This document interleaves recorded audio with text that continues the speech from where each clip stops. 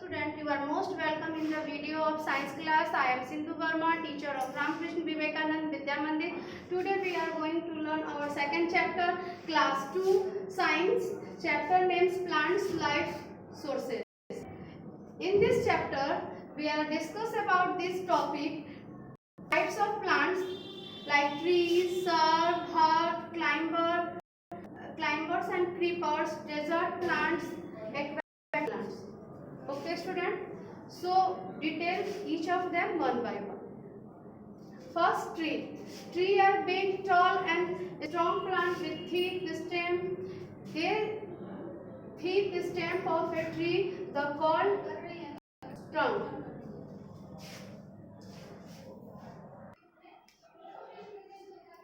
Tree are big, tall, strong plant with thick stem. The thick stem of a tree is called trunk. Tree, बच्चों आपने पेड़ देखा होगा, tree जो है वो प्लांट से बड़ा होकर ट्री हो जाती है। ट्री प्लांट का बड़ा हिस्सा होता है। जब वो बड़ा हो जाती है तो बिग और टॉल स्ट्रॉन्ग, बहुत बड़ा, मोटा और लंबा जो प्लांट होता है वो ट्री कहलाता है। और ट्री का जो थिक स्टेम, जो मोटा स्टेम होता है, उसको हम ट्रंक बोलते हैं। ट्री बहुत सालों तक रहता है। Tree lives many years. बहुत सारे पेड़, बहुत सारे पक्षी और जानवर जो हैं पेड़ पे अपना घोंसला बनाते हैं। तो इस तरह पेड़ उनके लिए भी काफ़ी यूजफुल होता है और बहुत कुछ हमको पेड़ देता है, फ्रूट, एवरीथिंग। तो इसलिए पेड़ आपको समझ में आ गया पेड़। Next, Shrub are a small plant. They have hard woody stem and branches. They mostly from bushes. Shrub live for a few years. Shrub जो है वो कुछ दिनों तक रहता है, यानी few years तक वो रहता है। और shrub स्मॉल से, ट्री से स्मॉल होता है, यानी स्मॉलर देन ट्री। ट्री से छोटा जो प्लांट होता है वो shrub का है। और सर्फ के जो स्टेम होते हैं, यानी बीज का जो वो काफी हार्ड होता है और उसमें कांटे भी होते हैं बच्चों, जैसे कि रोज प्लांट, कॉटन प्लांट। ये प्लांट आपने देखे होंगे, उसमें बहुत सारे कांटे होते हैं और वो काफी, उसकी ब्रांचेस जो है काफी घनी होती है, काफी निकली हुई होती हैं, झाड़ी की तरह उनके ब्रांचेस, और बहुत सारी टहनियाँ उसमें रहती हैं और वो कुछ सालों के लिए ही होता है। तो इस तरह सर्व आपको समझ में आया। अब next topic, herbs. Herbs are very small and big plant. Herbs mostly live only for a season or few months. Herbs जो है वो बहुत छोटा प्लांट होता है और ये कुछ ही दिनों के लिए, यानी कुछ महीनों के लिए ही उगाया जाता है। हर्ब्स मोस्टली हमारी सब्जियां, ग्रास वगैरह हर्ब्स में ही आते हैं बच्चों। और हर्ब्स को हम सीजनल भी कह सकते हैं, क्योंकि ये कुछ फ्यू मंथ के लिए होता है, फॉर ए सीजन, या फिर किसी एक सीजन के लिए ही होता है। यानी गर्मी में हुआ, गर्मी में ही खत्म हुआ, जाड़े में हुआ, जाड़े में ही खत्म हुआ, समर का समर, विंटर का विंटर। तो ये इसीलिए ये बहुत, और इसके स्टेम जो होते हैं, जो ऊपर जाते हैं स्टेम, ये वाले स्टेम काफी सॉफ्ट होते हैं बच्चों।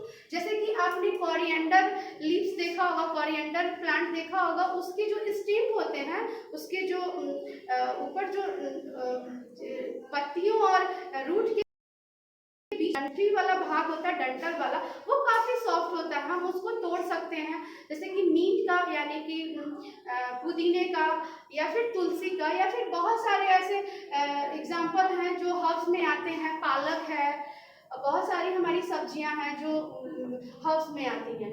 Next, climber and creepers. Climbers and creepers have weak stem. They cannot stand on their own.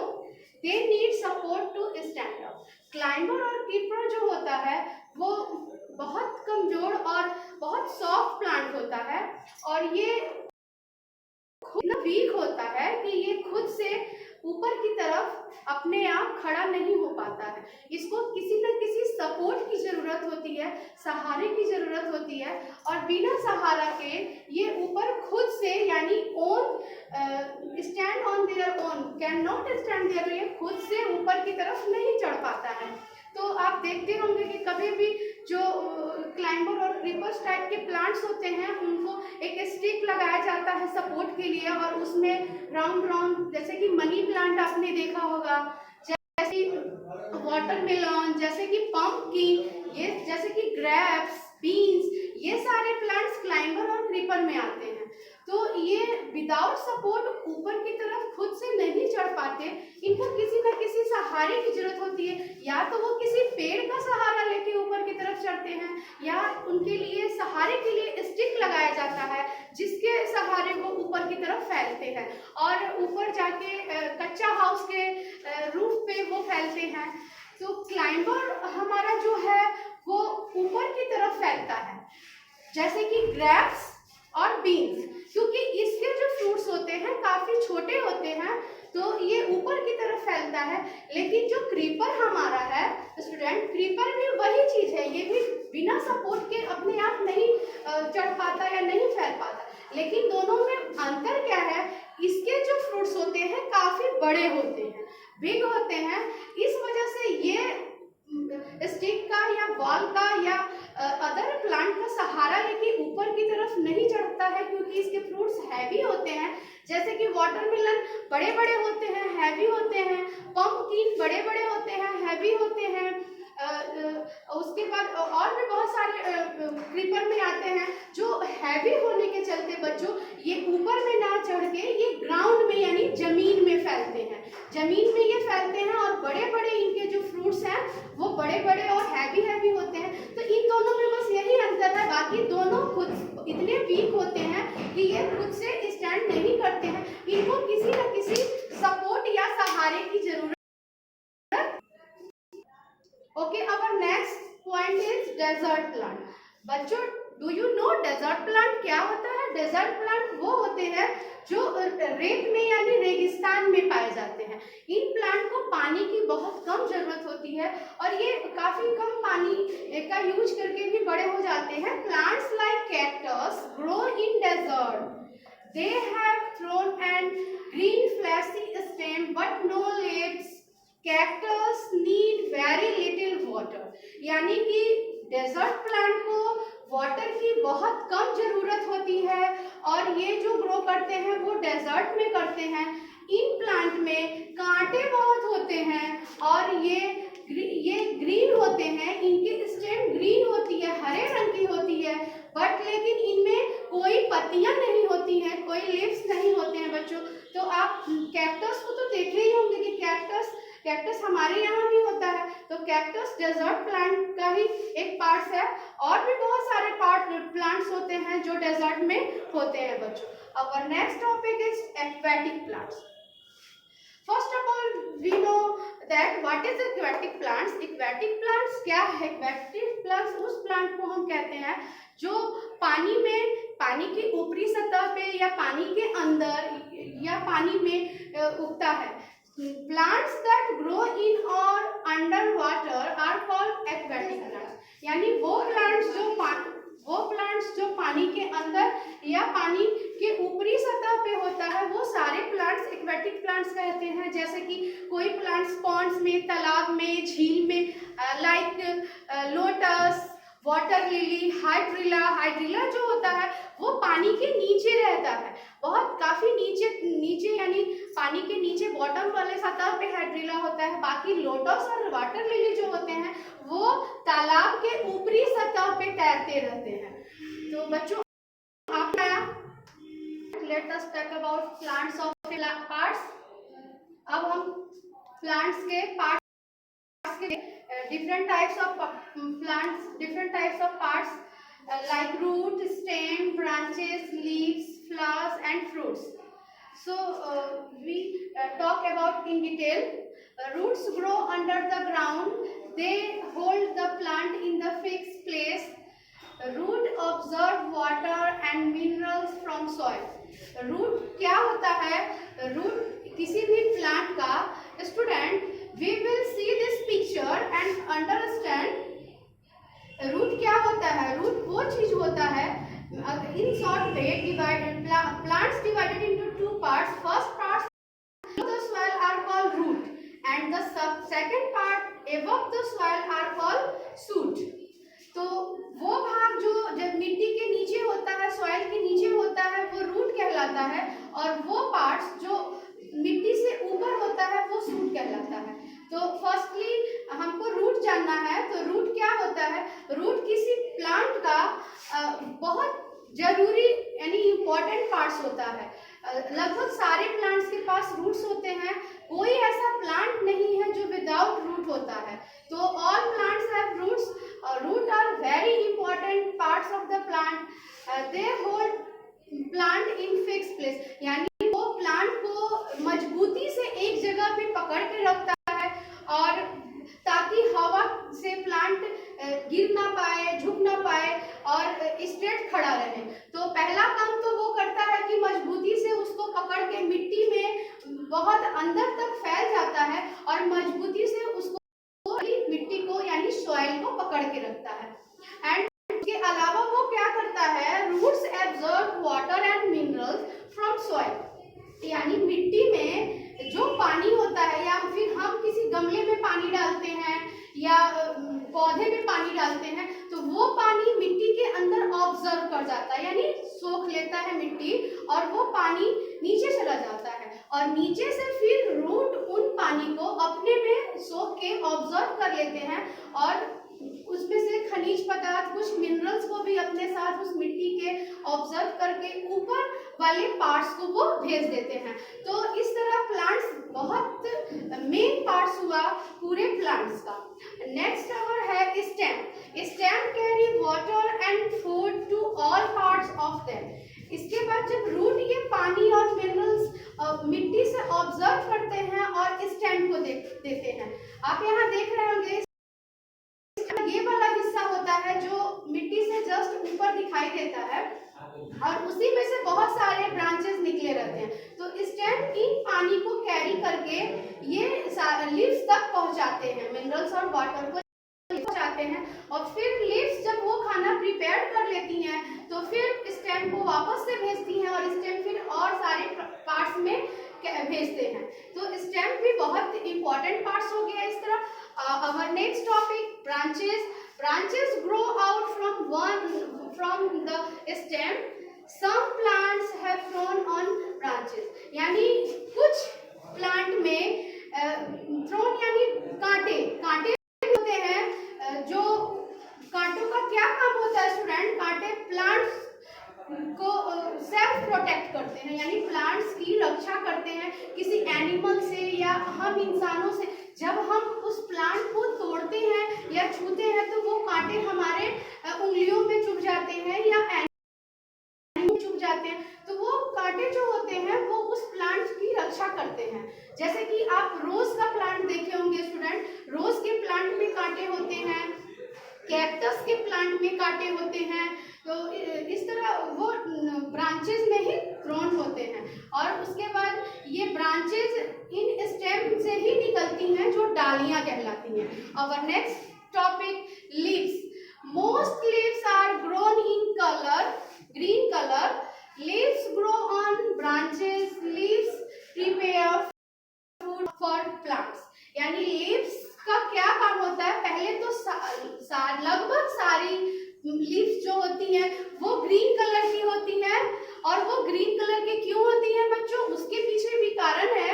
उनमें क्लोरोफिल की एक वस्तु होती है जिसके कारण उनका रंग जो है वो हरे रंग का होता है, और ये इसी कारण से वो खाना प्रिपेयर करती हैं। Leaves grow on branches. Leaves जो है वो शाखाओं पे यानी टहनियों पे, ब्रांचेस पे निकलती हैं, और लीव्स पूरे प्लांट के लिए खाना प्रिपेयर करती हैं, यानी पूरे प्लांट का वो किचन कहलाती हैं। जैसे आपकी मम्मी और हम अपना खाना किचन में बनाते हैं, वैसे ये पूरे प्लांट का खाना बच्चों इस किचन में बनता है और इस लीव्स में बनता है, और लीव्स इन पूरे प्लांट का किचन कहलाता है।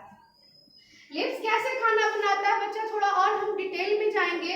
तो ये जो रूट्स है वो वाटर और मिनरल्स को ऑब्जर्व करके स्टेम को भेजता है, और स्टेम फिर इन लीव्स को वो वाटर कैरी करके सेंड करता है। और इसके बाद ये जो लीव्स है ये फिर सनलाइट की हेल्प से ये लीव्स इस वाटर और मिनरल का यूज करके और जो उसके आसपास एयर होता है उस एयर का यूज करके वो अपना खाना प्रिपेयर करती हैं।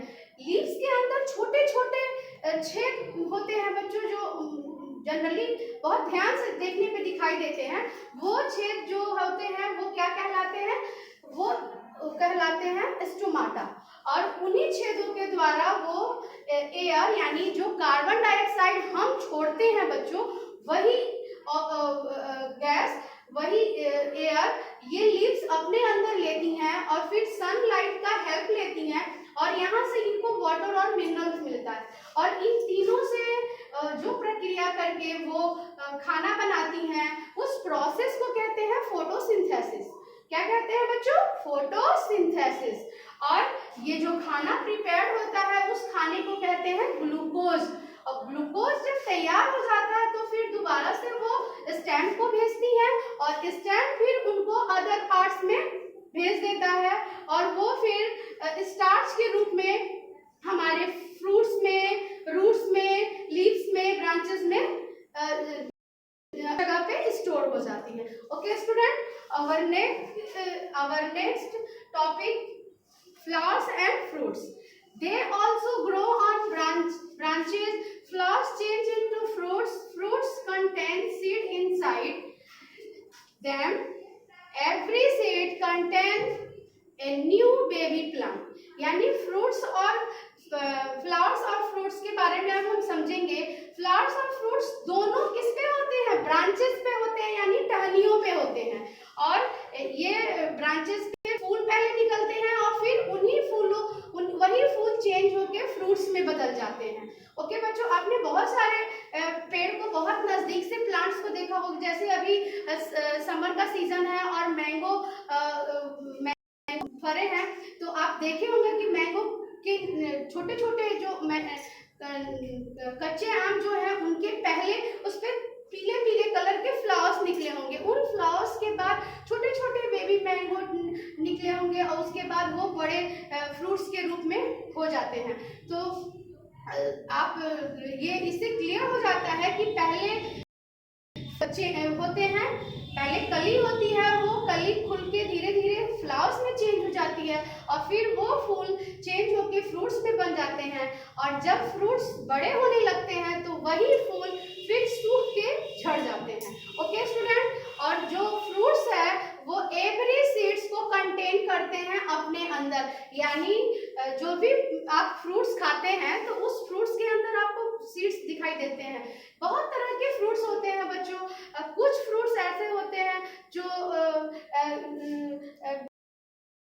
सीड्स को कंटेन करते हैं, दे कंटेन मेनी सीड्स। कुछ फ्रूट्स होते हैं जो सम सीड्स को कंटेन करते हैं। कुछ फ्रूट्स ऐसे होते हैं जिनके अंदर कोई सीड्स नहीं होता है और कुछ फ्रूट्स में सिंगल सीड्स होता है। लाइक मैंगो, पीच, ये जो होते हैं इनमें सिंगल एक ही बीज होता है।